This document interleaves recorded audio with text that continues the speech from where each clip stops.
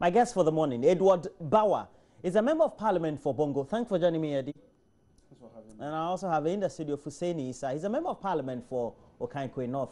He's also a legal practitioner. And thanks for joining me. Thank you. How are you? I'm not legal. Yeah, Okay. I'm good. You wanted to say you're not? I'm an investment banker. You're an investment banker. Not a legal You told me you were going to the bank, so you're going to the court. So yeah, because I have some issues. Yeah, that's all right. Yeah, that's land all right. issues. That's all right. How are you? Very It's your first time on the show. Yeah. It's great having you. It's your first time as an MP, right? Yeah, that's right. Yeah. It looks to me as if it's your first time around politics. Or you've been around? I've been around for a bit. I actually lost primaries in 2012. And I've been active in the party for like 20 years now, so I've been quite around. Yeah. All right. So let's go over the issues. And topical today is a subject of a coalition that has been put together by the media for Galamsey activities. And I just wanted us to have 2 minutes on the subject because it's something that we're treating. But let's go, then we'll go on to more substantial issues like transport fares up and all that. I'll start with you, Eddie. Yeah, thank you very much, and then good morning to your viewers. I think that this coalition, I think, was triggered off by the article that was written by Kenashibe, the MD for graphic operations. I think I had the opportunity of reading that particular article where he put the problem on the doorsteps of almost all facets of life. He started from the religious bodies to the media, to politicians, chiefs, even youth leaders and other things. He categorized all this, and the role each and every one of us had to play to ensure that we don't to ensure that we don't get to where we are now. But unfortunately, that never happened. So I think it is on the basis of that it brought the discussion again to the fore in terms of what we intend doing as a country. For me, the media will really put so much pressure on policymakers. The media would put pressure on politicians. The media would put pressure on whoever has a role to ensure that we stop this menace. Because look, my brother,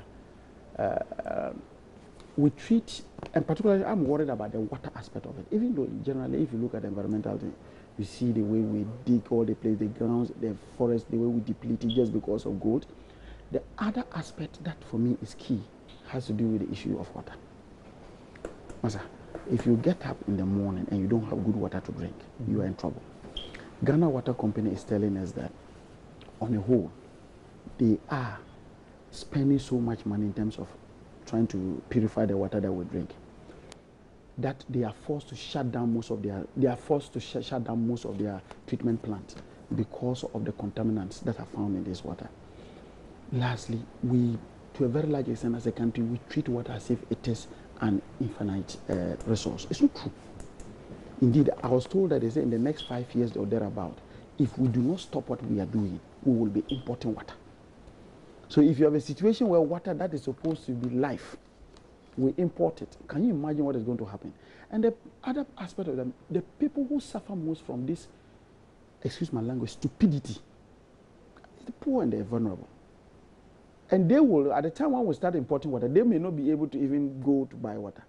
And so this coalition is a very good idea. I think that we have spoken so much. Now we need to go and work. We know where these Galamsey people are. We don't need drones to identify them. You remember that the minister indicated that they now want to use drones to fight them. We don't need drones. Don't you know where the Galamsey people are when you go? So all we need to do is to have, one, the political will, to have the police know that they have a mandate to execute, to ensure that the chiefs also perform very well in terms of the way they behave and not giving out lands. You have a situation where even the district, and for me, the worst culprits are the district chief executives. If you're a district chief executive, you definitely know within your catchment area who and who is doing what. So if as a district chief executive or even district authority, you do not do anything about it, it is even more serious. And so, and this one cuts across, it's not political, it cuts across from the NDC, from MPP and what have you. Everybody is guilty of this thing. And we must stop it. And it is not political. And if the government catches somebody, let's not play politics with it. Unfortunately, sometimes you have a situation where you go to arrest somebody, and then the person, and that people, criminals, people who affront the law have a way of hating politicians. They crush their heads together. What they do is that You do some. Let's assume that they arrest somebody who is into illegal mining, and he comes out and he's going to talk. The first statement is that this is politically motivated. What is the motivation in this in terms of politics? You have committed a crime. You are degrading the environment. You are messing up water bodies. We're supposed to be the primary source of a good potable water that we drink. So yes, this coalition for me is a very good step. We need to support it. But the minister will have to do more. The minister will have to show leadership. And I think what he says in terms of his rhetoric and his public discourse, I just hope that he can translate that into good work. And Mr. Issah, would he be giving the commitment and the mandate from government to do that? We've seen initiatives taken by individuals appointed in government, and sometimes they just don't fly. I think the minister is said all the right things, and he's shown. I mean, he said what he has to say. Now it's up to him to actually walk the talk. This Galamsey issue is now getting out of hand.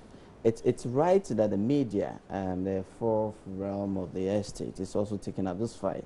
I believe that we are fortunate to be in charge of this country at this time. But then, what are we bequeathing to generations after us? If this menace had happened, let's say half a century ago, 50 years, 100 years ago, if the environment was destroyed to this extent, how would we be living, I mean, today? Would we be importing water? Would we be getting all sort of infections?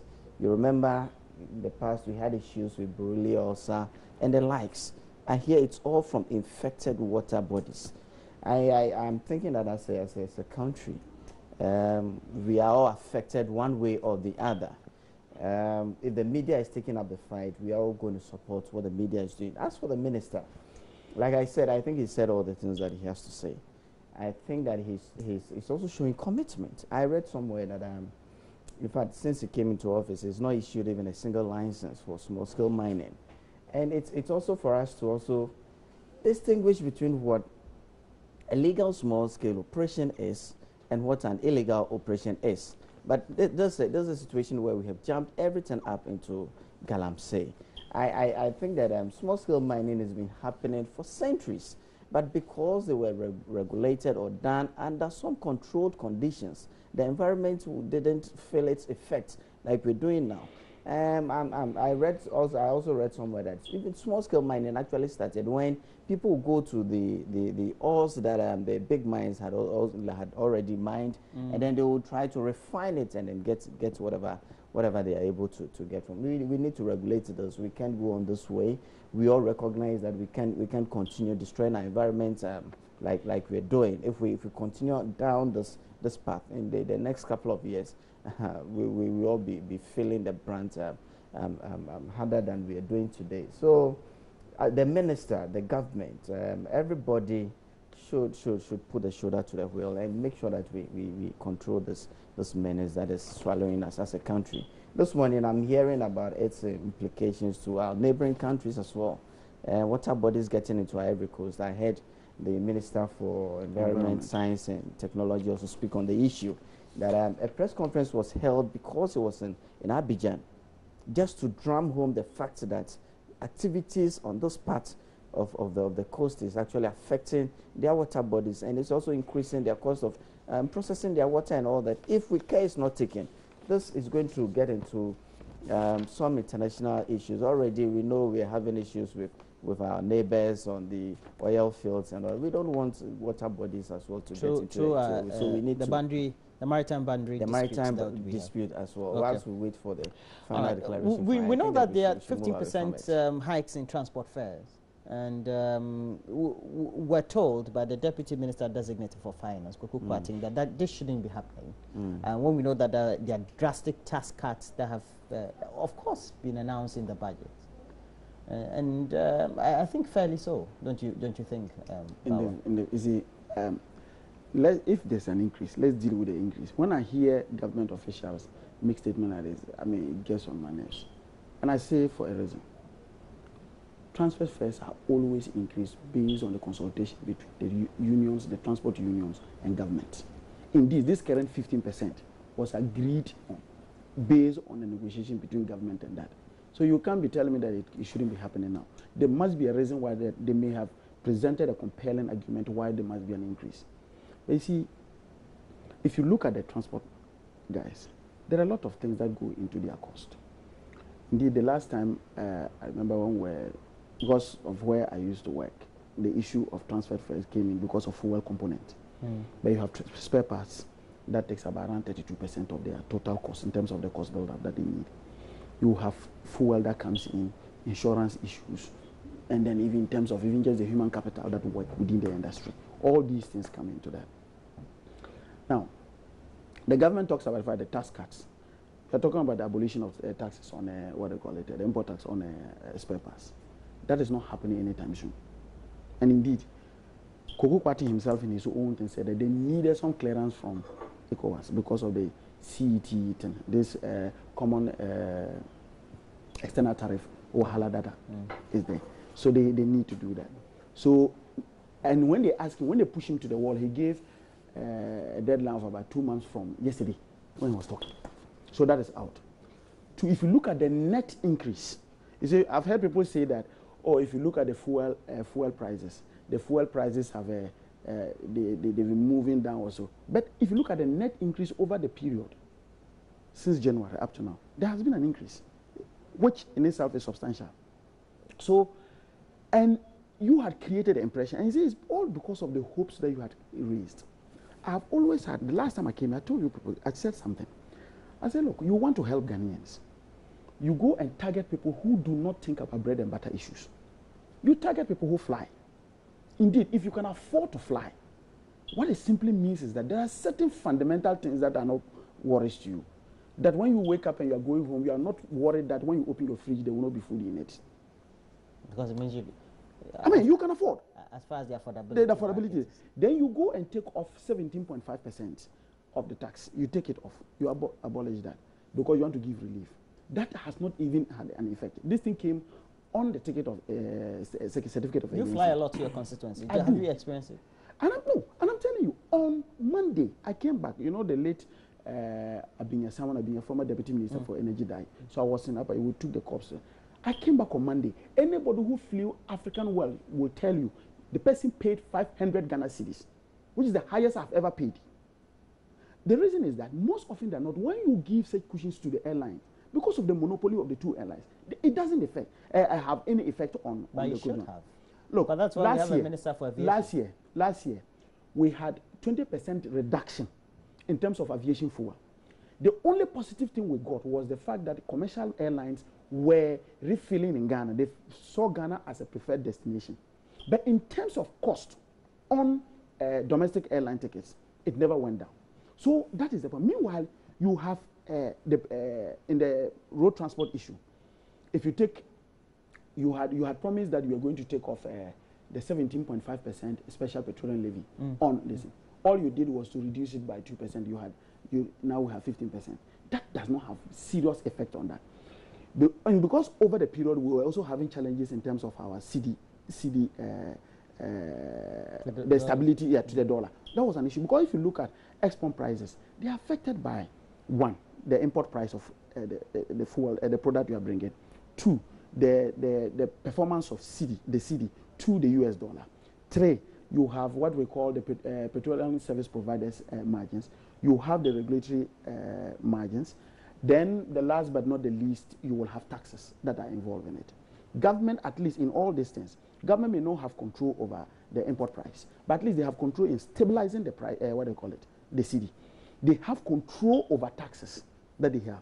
Currently, as we speak, if you look at the cumulative tax build-up, it's almost 50%. So if you look at that aspect, and you had come on the ticket of the fact that you were going to reduce all these taxes and ensure that the cost of energy, and when I talk of cost of energy, I'm talking of both hydrocarbons and then that of electricity, was going to go down. And by your very action, all you did was to trick people. Look, I remember your station, when they took the whole idea, when they said they had about this Yamutu. You remember those statements that the chairman of your finance committee was making, he came on parliament, when he was proposing the motion, he said abolition of the import taxes on how do you call it, spare parts, Yamutu. This Yamutu. Which of them has Mutu now? Which of them has Mutu now? And when the people ask you, you said you were trying to even identify what the spare parts are to categorize, because it's not all the spare parts that were covered. Since when? Since the days that we knew about Obusokan and Swami being there, don't we know what spare parts are? Suddenly now, we need to now identify what are the spare parts and which are those that are supposed to be exempted from import taxes. So I'm just saying that as a country, let's be frank to the people. Let's not deceive people. You see, your own, and I'm going to quote what your own vice president said, that propaganda. That propaganda. Something is way too much. Yes. Oh no, you have your day. That you see, when you start using propaganda and you make it will catch up with you. The Bosokan people are waiting for you. Reduce the artisan. Didn't you know that we had CET when you came to Parliament and said that Yamutu? So deal with that. So that is my take on this. Transport fares. Now Goku Kwati is saying that he doesn't understand. Ideally, I'm neither do I understand too.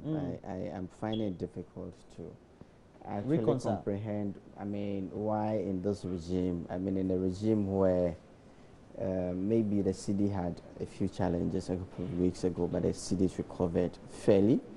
In a regime where we're seeing fuel prices come down marginally, in a regime where we are working on reducing taxes on spare parts. You see, it's been the argument of transport operators in the past that these three issues affect the cost of running their businesses.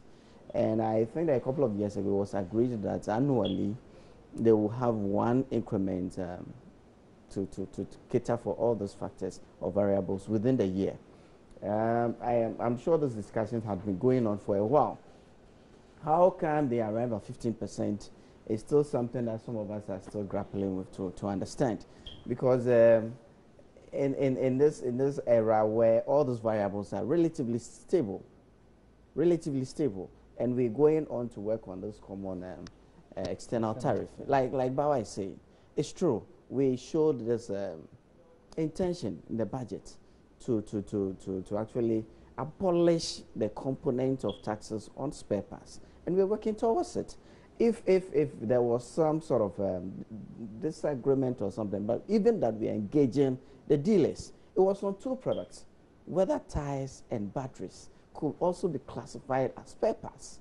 Yes, they could. There were the two issues, and I am aware that even there's a lot of engagement going on in the background. So I don't see where the qualms is as to whether we knew what spare parts are or what spare parts because are it's not reflecting in the consensus among those who are dealing in the spare parts in the hubs, Abusoka and Swami, and also not reflecting in the prices. Even though agreeably they had said that they were because of the supposition that they want to, in solidarity, support government, but it's not reflecting somehow in their pocket and in the prices. It is not reflecting in their pockets because we had shown intention of a policy. The policy has been approved by the Ghanaian Parliament. Unfortunately, we have this arrangement within the ECOWAS community that we have to deal with. In fact, we don't live on an island, else Ghana is going to become a dumping ground. We didn't have that insight before. I mean, those things don't happen overnight.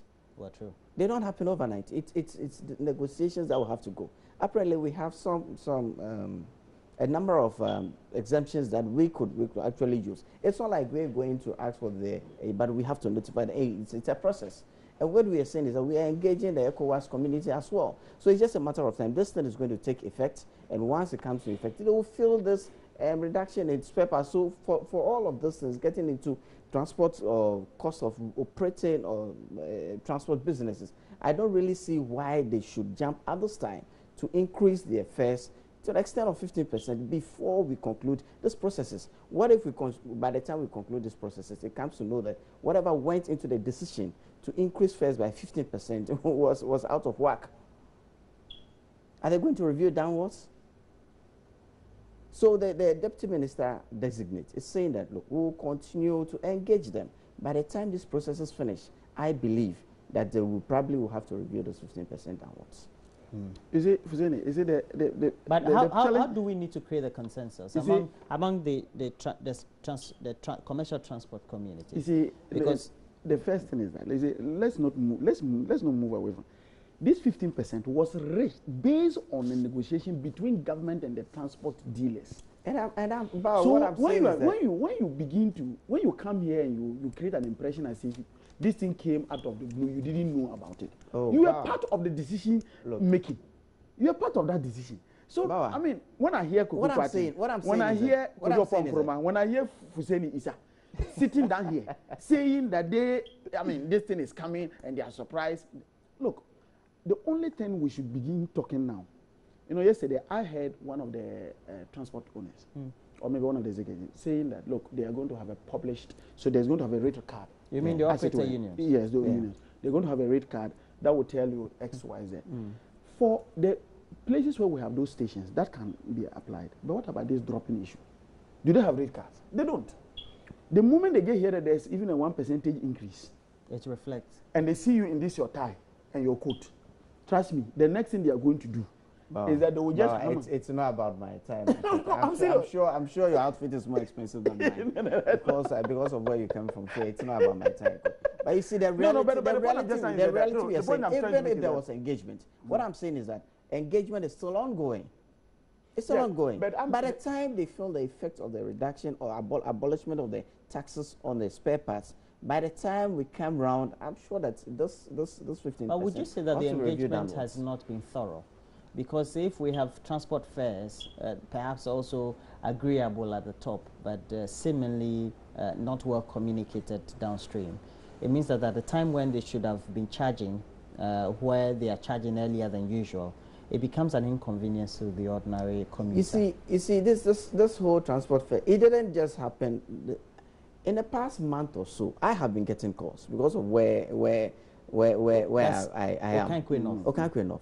Around Achimota area, it's a huge, and La Paz, they are huge transport hubs. And I've been getting calls that, look, fares have been increased. It was arbitrary.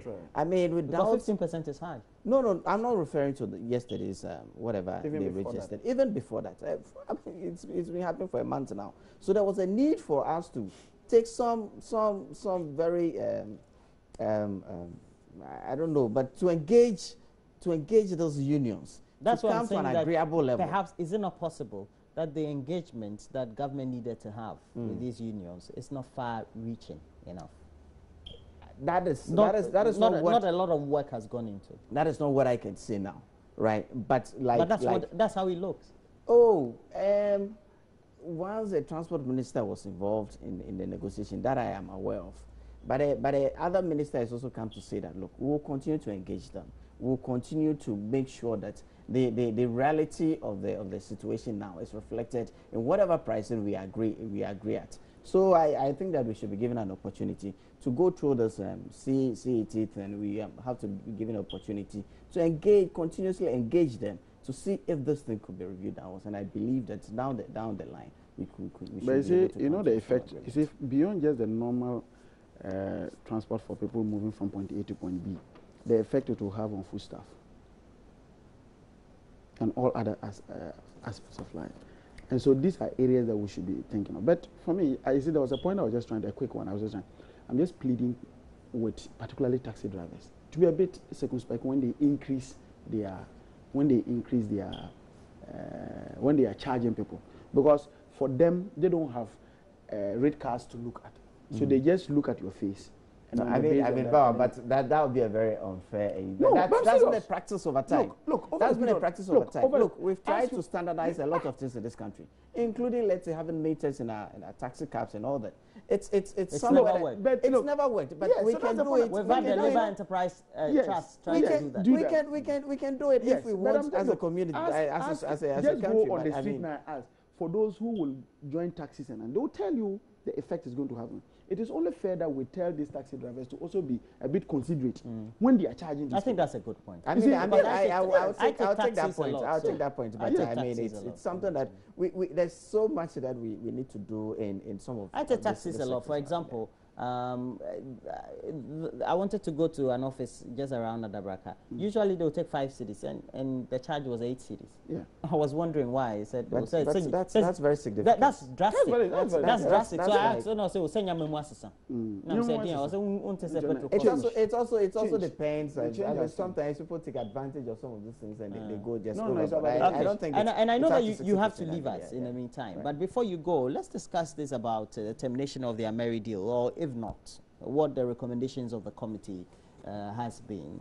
And we know that the committee was headed by Dr. Philip Addison. They went to the Emiratis and came back, and now we've had a counter press conference by the NDC minority in Parliament. What do you make of this, per se? I am thinking that, look, as a government, it's in our right to review some of these contracts. They were given a job of work. They've come out with a report. The government will also have to study this report and take a. But you see, this whole Ameri thing is it's sort of. I don't know whether we had value for money the first time around. Because what I mean, principally, what we're saying is that, look, for something that we could have gotten at about $350 million, why did we pay $510 million for? Somebody's going to tell you that there's a middleman whose job it is to be able to ensure that some of these things happen. But as a country, did we have the capacity to have done it without this middleman? It's a. But you see, beyond that, the committee even came out with a finding that Ameri itself had no license to even operate in Ghana. How could we have done a deal of this nature without going through the requisite regulatory? I mean, it's all shrouded in some secrecy, or the whole deal is very murky. I'm sure that Edward is laughing because he knows more to this Ameri deal than, because they were actually people who executed that deal. But I think that the committee's come out with the report. We all have to look at it. I mean, have you read the committee's report? I haven't. Oh, you haven't read the committee's report? I haven't read it. Okay. But I think that we have to look at this report. If some people are found culpable, if some wrongdoing was done down the line, along the line, or in any step of the process, we have to look at it. It was a source. I have read it. It was a source of. It's an 18-page right? document, right, and signed. I have read the committee's report. Yeah, right. It's an 18-page document and signed. You realize that the issues that they had raised. One, they had indicated that look, that the cost of the project had been inflated by 150 million. That was the first point that they had. Is that raised. right? That because there was an engagement between Ameri and APR, and that on the basis of that, they realized that it was 360 million, as against 510 that they gave to us. They also indicated in one of the additions that look, this particular, there was no due diligence that was made. They talk about, he had raised the issue of the licensing. They had spoken about the role engineers and planners had brought. A few other things. Let me start first with the whole idea of, if you start a project, the first thing you do is due diligence. I want to engage you, so there must be due diligence. Definitely. One of the conditions that we needed to satisfy one of the conditions that we needed to satisfy as a country was that we needed to establish, because it is a BOT arrangement, a build, own, operate and transfer. We needed to be able to establish a letter of credit. He is a chartered accountant, so I'm not an investment banker, so he knows what I'm talking about. JP Morgan was supposed, and you remember that we were procuring this thing under an emergency situation. JP Morgan was providing the letter of credit. It is important to know that before JP Morgan does that, they will have to conduct due diligence, even on the company. You understand my point? So we relied on JP Morgan's due diligence that they had done as a basis to start or continue with this thing. That's why they said that they didn't cite any due diligence report. After that, we also, just because it was an emergency thing, when we even finished the whole thing, we engaged PricewaterhouseCoopers to do a second due diligence to see whether we had value for money. These two reports all indicated there was value for money. Tell me that if you take PwC and the Addison's committee, which group has the capacity to conduct due diligence in terms of the track record. Am I supposed to give you an answer? No, you don't need. The people know. Oh, you mean by reputation? Yeah, reputation. Okay. Because but are you very much aware that the Addison committee also did not engage any other consultants to help them in their work? No, I agree.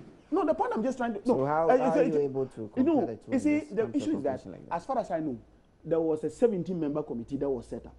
They have given the names of those people. They had told us even the methodology. Go back and read the report. The methodology and other things. Yes. They had given us those things. They never at any point indicated that they had to rely on other consultants to come and do this. Okay. No, it wasn't there. Okay. If it was there, then why didn't they include it? And I'm telling you, in terms of capacity, PwC has a better capacity than that group that was chaired by, what do you call it? No, don't. No, it's true. I'm not looking at reputation. I'm looking at reputation. That's the first thing. Secondly, if I come and say that I want to put up this building, you are the contractor. I deal with you and say we realize that I'm supposed to pay X amount of money for you to be able to put up this building for me.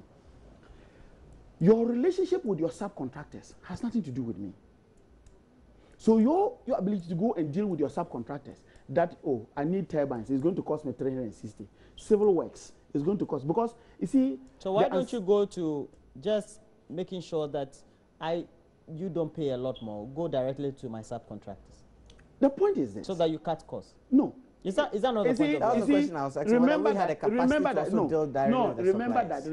we didn't have the money. Remember that we didn't have the money. We had three options. We had either an outright purchase, rental, and how much would that cost us? Outright purchase was going to be 433. Outright. Yes. Rental after the period, the contract period, was going to be 477. Then in terms of the BOT was going to be 510. Indeed, it was 506 plus, but there were a few other things that came on to make it 510. These were the three options that we had. Ghana, because of other competing needs, we didn't have really the money to be able to pay, go for an outright purchase. The second point, in terms of rental, it just didn't make economic sense. And the third was the BOT arrangement that we had. And so that was what we went. And that was the three options we gave to Parliament. And Parliament approved that. And it was by consensus. By the time, of course, we know the type of Parliament we have, so definitely. Because at the time that this was ongoing in Parliament, these concerns, or perhaps the issues that the Addison Committee had raised, I think the larger portions of them had been raised by the minority in Parliament. No, go back especially and about read, the issues of 150 million that excessively was being paid to a body that as a country we directly also could have dealt with. And I know, I understand. All these issues will come to the floor.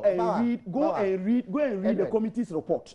Go and read the I've read the committee's report, so don't say no, I'm not talking of this one. No, not the Addison one. No, not Addison one. And you mean the Committee of Parliament, Mines and Energy report. Go and read that, the committee's report, and you tell that it was by consensus. Oh yes, I mean, by consensus. You can't say because it was consensus we can't raise issues. Look, I mean, when the issue came onto the plenary, I mean, these concerns were. You and I know. We had several press conferences that were organized by the minority at the time. You see, the point I'm trying to make is that. The point I'm trying to make is that, you see, ordinarily, the cost. Look, I want to make some comparisons. Let us make this point before he goes. What I want to say is, you can't say that because this project was actually agreed or supported at a plenary by consensus. Forget about that. Means that we can raise issues. We will raise the issues. Look at the figures. Because these issues were actually raised on the floor before this contract went into. And you and I know that they are not. There are a few things that we need to look at. If you remember that this plant is not being paid for. Like when I say we didn't have an outright pay, so everything was done by a third party. One, when we are supposed to pay for this plant through tariffs. So you may say that for 5 years we are supposed to pay for through tariffs. What is the tariff structure like? It means that there may be what do you call it, a rip-off in terms of tariff structure. Look at the tariff on Ameri as compared to the 7 other plants that we have in this country. Ameri is still competitive. Ameri is still competitive. Look at even in terms of, if you now look at and I'm comparing it. We're not talking about the tariffs that we have to. That's the way you are supposed to pay for it. What it's a BOT thing. You are going to pay for it through tariffs. How much did it cost us? Could we have paid lower? That's the question. Okay, if that's the case, then the question you need to ask yourself is that if you take, for example, KTPP that currently is in Kong, that we also procured under an emergency condition. It's just that it was completed at this time. If you look at that and look at the figures compared to Ameri, Ameri is still competitive. So if you take your trans energy that you brought in 2006, even just civil works alone, whilst Ameri was paying, do you think that the commission whilst Ameri was paying 4 million, you were paying 20 million in 2006? Was there some 150 million? The commission of 150 it's million. Not commission. No, when you say commission, you see, who describes it as commission? And that's why I'm happy that you said you read commission to Ameri. You see, well, that's why I said you're happy that, look, if government detects fraud in anything, what do? There's a crime, isn't it? What do? You proceed to court. And India, the fact that there was an introduction of fraudulent behavior in the contract, it makes it void. Now, you go on to say that, come and let's renegotiate or else I'll declare that it is fraud. What do you mean by that? You know that why, why you know why we're calling for the renegotiation of the deal. This is a plan that is giving us what, 300 megawatts, 250 megawatts. Yes. And in the current scheme of things, do you think that it's a contract that, as a country, we should just get, even if there was fraud? I think that we should. But we can survive without Ameri.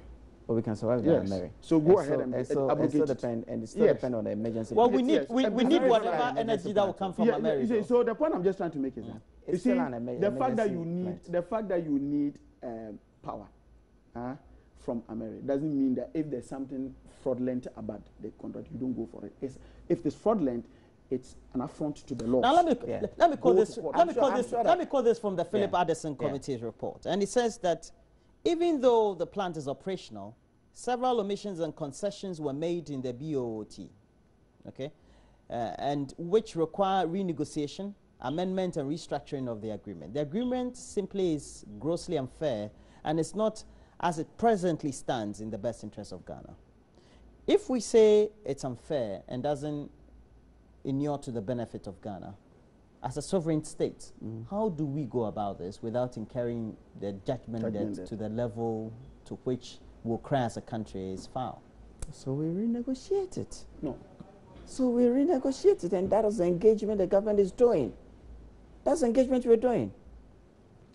If down the line, this fraud, I mean, will prosecute anybody if anybody is found culpable. Prosecute. That's what we're saying. Prosecute. We will. Why not?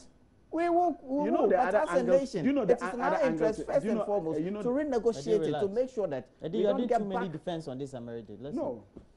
I don't know why he's on the defensive. Okay. I don't know why he's on the defensive though. What we are saying, look, as a nation, at this time, we don't want to get back into those energy crises. Else we'd have missed an opportunity to get a temporal solution to very dire. We all know how those energy crises affected our economy.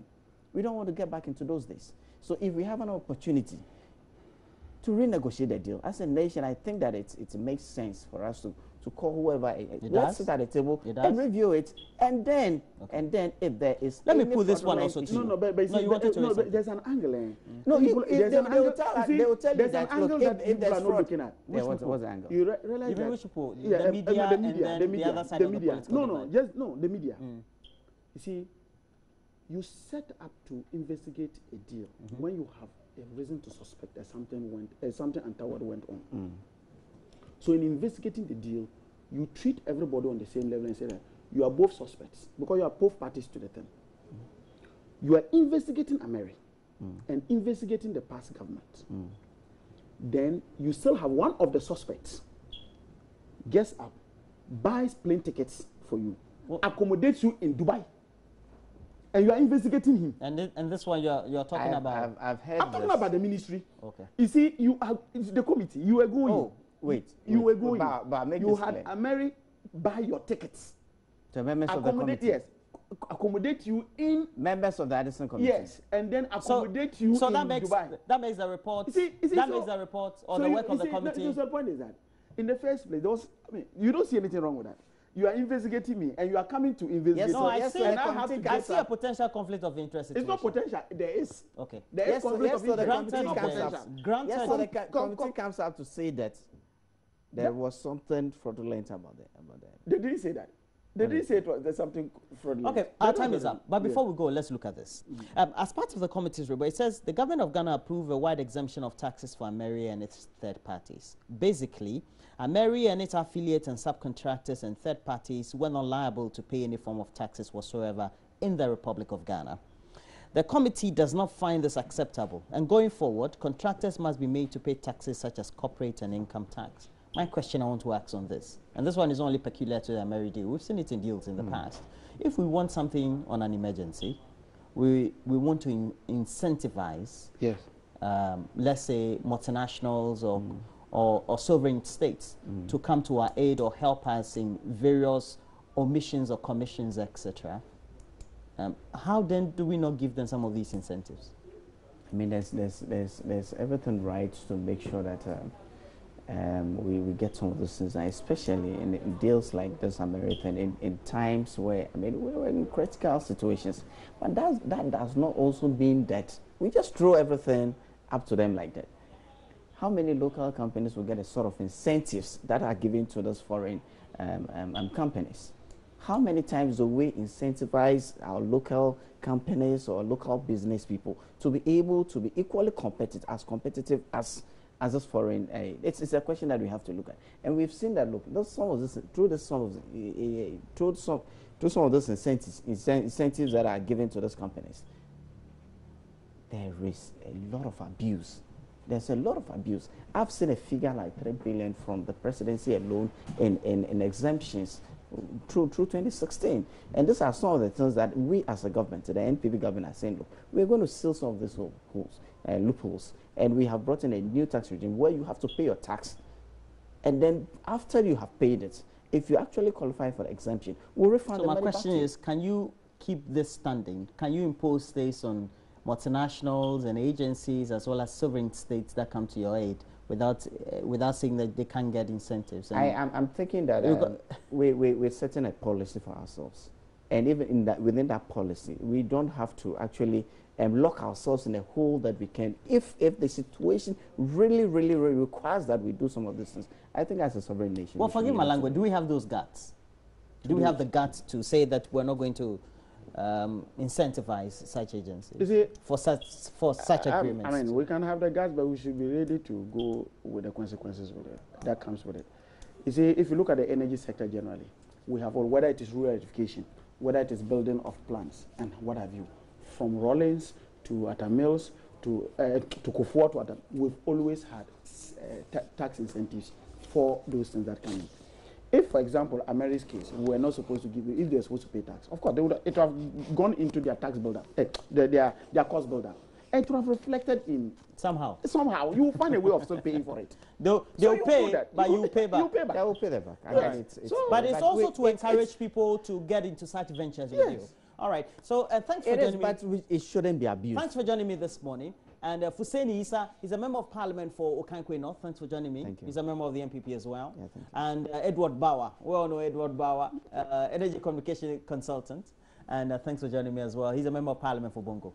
Thank you for having us. Next, we're talking about the Black Stars. And we know that Akwesi Appiah is coming for a second time. They always say that you always leave when the applause is high. But I don't think that the Black Stars are in a good stead currently. The ship or boat on which they're traveling really is not rocking very much or very well as far as the tidal waves are on the oceans. But can he rescue the Black Stars? Can he qualify the team to 2018 World Cup, etc.?